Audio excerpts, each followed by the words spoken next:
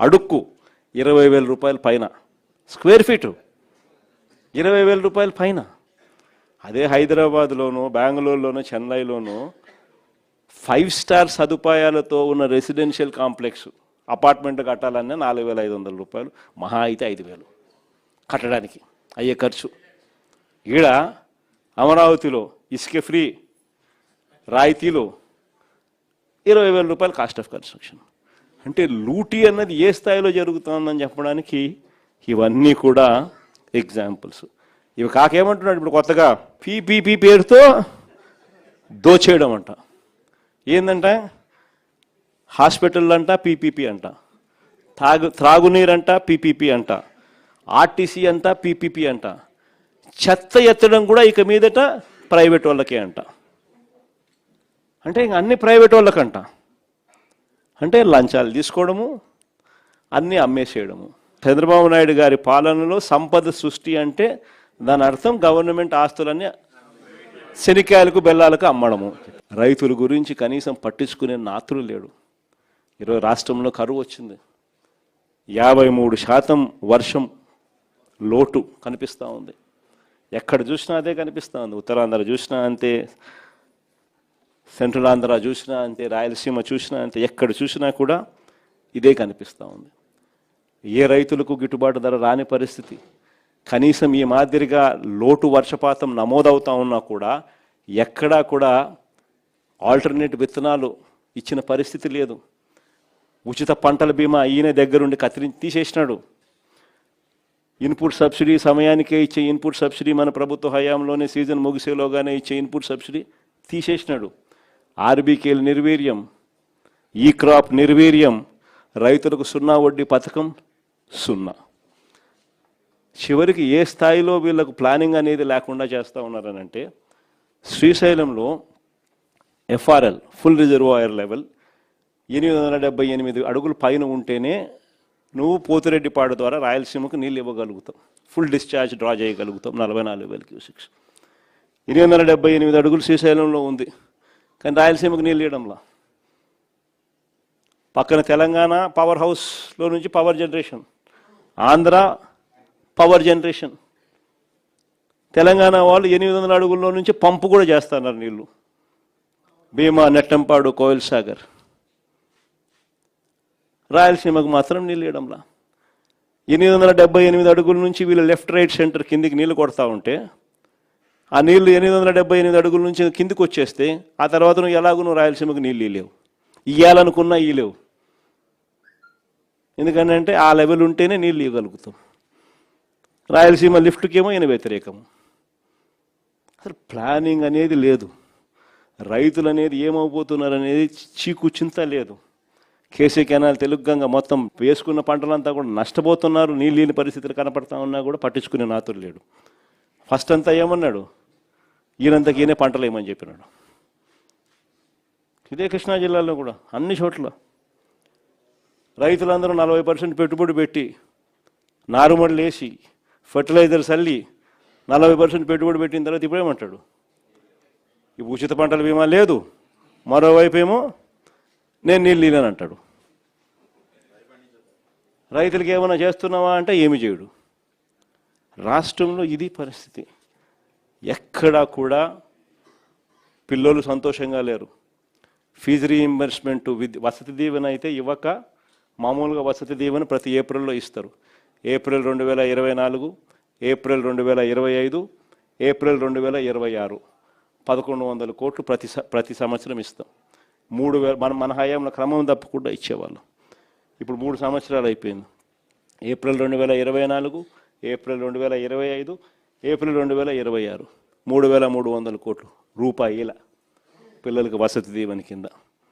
విద్యా దీవెన కింద 2000 జనవరి, ఫిబ్రవరి, మార్చికి సంబంధించిన క్వార్టర్, మార్చిలో ఎన్నికల కోడ్ వచ్చింది. జనవరి, ఫిబ్రవరి, మార్చికి సంబంధించింది ఏప్రిల్లో వెరిఫికేషన్ చేసి మేలో ఇవ్వాలి. అక్కడ ఆగిపోయింది అంతే. అక్కడ నుంచి ఈ సంవత్సరం కూడా లెక్కేసుకుంటే, ఈ సంవత్సరం మార్చి దాకా కూడా లెక్కేసుకుంటే 13 క్వార్టర్స్, అంటే 13 త్రైమాసికాలు. ఈ సంవత్సరం ఎండ్ దాకా తీసుకుంటే 13 క్వార్టర్స్, ఒక్కొక్క క్వార్టర్కు 700 కోట్లు ఖర్చు అవుతుంది ఫీజు రీయింబర్స్మెంట్ కింద ఇవ్వాలంటే. 700 కోట్లు ఇంటూ 13 అంటే 9,100. వసతి దీవెన కింద 3,300 కోట్లు, 12,400 కోట్లు. ఈయన ఇచ్చింది ఎంత అంటే ఒకసారి 1,700, ఒకసారి 1,100. 9,000 చిల్లర కోట్లు పెండింగ్. పిల్లోళ్ళు సంతోషంగా లేరు, ఫీజులు అందని పరిస్థితి, చదువులు మానేస్తూ ఉన్న పరిస్థితులు, వైద్యం అందని పరిస్థితి. అక్క చెల్లెమ్మలకు కనీసం ఈయన చెప్పిన హామీల కథ దేవుడు ఎరుగు, సూపర్ 6, సూపర్ 7 కథ దేవుడు ఎరుగు. ఇచ్చే 0 వడ్డీ పథకాన్ని సైతం రద్దు చేసేసినట్టు. పొదుపు సంఘాలకు బ్యాంకుల్లో రుణాలు ఇచ్చే రుణాలు మన హయాంలో చంద్రబాబు నాయుడు వదిలేసిన ఇప్పుడు 20,000 కోట్ల చిల్లర ఉన్న రుణాలను మన హయాంలో క్రమంగా పెంచుకుంటూ పోయి 49,000 కోట్లకు తీసుకుపోయినాం. అక్క చెల్లెమ్మలకు మనం చేయూతనిచ్చినాం, ఆసరా ఇచ్చినాం, 0 వడ్డీ ఇచ్చినాం. రకరకాల పద్ధతుల్లో చేయబట్టుకొని నడిపించుకుంటూ పోతే బ్యాంకులకు భరోసా కలిగి అక్క చెల్లెమ్మలు కూడా వేగంగా కట్టడం మొదలెట్టి ఏకంగా 20,000 నుంచి 49,000 కోట్లకు మన హయాంలో పెరుగుదల ఉంటే ఇప్పుడు 49,000 కోట్ల నుంచి ఈ రోజుటికి 39,000 కోట్లకు పడిపోయింది చంద్రబాబు నాయుడు గారి హయాంలో. గవర్నమెంట్ స్కూళ్ళలో చదివే పిల్లల సంఖ్య ఏకంగా 6 లక్షల మంది పిల్లలు ఈ 2 ఏళ్లలో తగ్గిపోయినారు. డ్రాప్ అవుట్స్, ఇక్కడ నుంచి గవర్నమెంట్ నుంచి తప్పుకున్నారు, స్కూళ్ళు బాగలేవని. ఇవన్నీ కూడా చంద్రబాబు నాయుడు గారి హయాంలో. రైతులు హ్యాపీగా లేరు, మహిళలు హ్యాపీగా లేరు, చదువుకున్న పిల్లలు హ్యాపీగా లేరు, ఉద్యోగస్తులు హ్యాపీగా లేరు, రైతులు హ్యాపీగా లేరు, ఎవ్వరూ సంతోషంగా లేరు చంద్రబాబు నాయుడు గారి హయాంలో. ఇలాంటి పరిస్థితుల్లో లోకల్ బాడీ ఎలక్షన్స్ జరగబోతూ ఉన్నాయి. ఇక్కడ జాగ్రత్తగా చూసుకోండి. చంద్రబాబు నాయుడు గారు ఒక విలన్. లోకల్ బాడీ ఎలక్షన్ సరిగ్గా జరగనీడు, పోలీసులను పెడతాడు, దౌర్జన్యం చేస్తాడు, బెదిరిస్తాడు, ప్రలోభాలు పెడతాడు, ఎన్నికలలో దుర్మార్గంగా గెలిచే ప్రయత్నం చేస్తాడు. ఎస్, చేస్తాడు. కానీ అందరూ గుర్తుపెట్టుకోండి, ప్రజలు మనకు సపోర్ట్గా ఉన్నారనేది మాత్రం ఖచ్చితంగా గుర్తుపెట్టుకోండి. ఎన్నికలు ఖచ్చితంగా జరిగించండి. అన్ని రకాలుగా మీకు పార్టీ సపోర్ట్గా ఉంటుంది. వేనన్న సపోర్ట్గా ఉంటాడు, జగనన్న సపోర్ట్గా ఉంటాడు, వైఎస్ఆర్ కాంగ్రెస్ పార్టీ సపోర్ట్గా ఉంటుంది.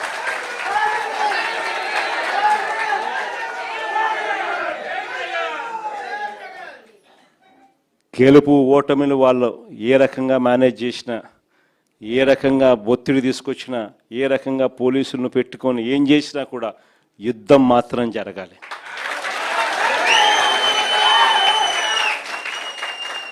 ఒకవేళ వీళ్ళను పోలీసులను దుర్వినియోగం చేసి ఆ చిన్న చిన్న స్థానాల్లో సైతం గెలిచడం కోసం గాన వాళ్ళు దుర్మార్గాలు చేస్తే మాత్రం ఈ కసి రేపొద్దున జరగబోయే ఎన్నికల్లో చంద్రబాబు నాయుడు గారి పునాదులు కూడా కదిలే విధంగా కసి పెరుగుతుందని మాత్రం గుర్తుపెట్టుకుంది. కాబట్టి ఖచ్చితంగా గట్టిగా పోటీ ఎదుర్కొందాం. ఎన్ని ఇబ్బందులు పెట్టినా కూడా కళ్ళు మూసుకొని కళ్ళు తెరిచేసరికి ఇంకొక సంవత్సరంలో జగనన్న పాదయాత్ర స్టార్ట్ అవుతుంది, ఇంకొక సంవత్సరంలో ఎన్నికలు జరుగుతాయి అనేది మనవలను నడిపించే విధంగా మనం ఎదురును ట్యూన్ చేసుకుందాం, గట్టిగా యుద్ధం చేద్దాం. చంద్రబాబు నాయుడు ప్రజలకు చేసింది ఏమీ లేదు. ప్రజలకు చేసింది చంద్రబాబు నాయుడు గారి పాలనలో ఈ వెన్నుపోటు పార్టీ ప్రజలకు చేసింది ఒకటి వెన్నుపోటు పొడవడం తప్ప ఇంక చేసింది ఏమీ లేదు.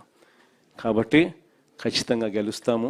లాస్ట్ ఎలక్షన్స్లో మీరు తిరిగినారు, ప్రతి గ్రామంలోనూ కార్యకర్తలందరినీ కూడా మీరు గుర్తుపడతారు.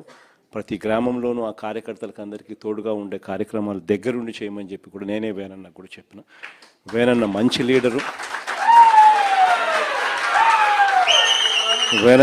లీడరు, మీ భుజస్కంధాల మీద వేనన్నను గెలిపించే బాధ్యత కూడా మీ భుజస్కంధాల మీదనే పెడతా ఉన్నాను. తోడుగా నిలవండి.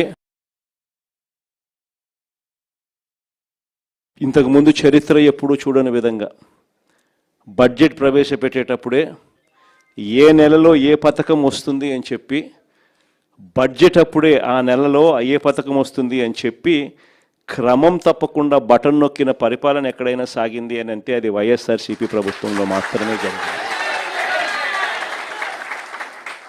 నిజంగా ఇది ఒక చరిత్ర. ఎందుకంటే రాష్ట్రంలో ఇంతకు ముందు ఎప్పుడు కూడా అలాంటి బటన్ నొక్కిన పరిపాలన ఇంతవరకు చరిత్ర ఎప్పుడు చూడలేదు. ఏకంగా 2,73,000 కోట్ల రూపాయలు డీబీటీ అంటే నేరుగా బటన్ నొక్కడం, నేరుగా నా అక్క చెల్లెమ్మల కుటుంబాల ఇళ్లల్లోకి వాళ్ళ ఖాతాల్లోకి నేరుగా వెళ్ళిపోయే పరిస్థితి చరిత్ర ఎప్పుడు చూడాల. ఎక్కడ లంచాలు లేకుండా, ఎక్కడ వివక్ష లేకుండా నేరుగా ఇంటి దగ్గరికే పాలన వచ్చి ఇచ్చిన చరిత్ర ఎప్పుడు చూడాల. మేనిఫెస్టోలో చెప్పిన ప్రతి హామీని నెరవేర్చిన పాలన ఎప్పుడు జరగల.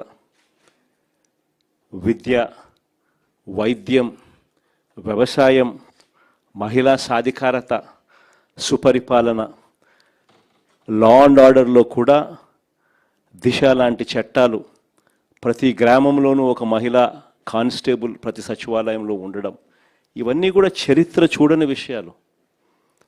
స్కూళ్ళు మన కళ్ళ ఎదుటే బాగుపడడం, ఆ స్కూళ్ళల్లో నాడు నేడు కార్యక్రమాలు జరగడం,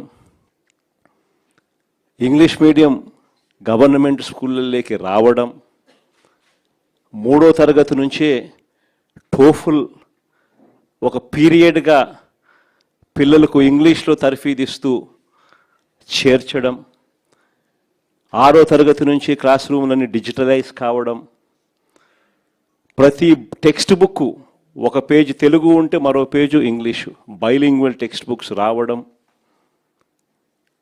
గోరుముద్ద అనే ఒక గొప్ప పథకంతో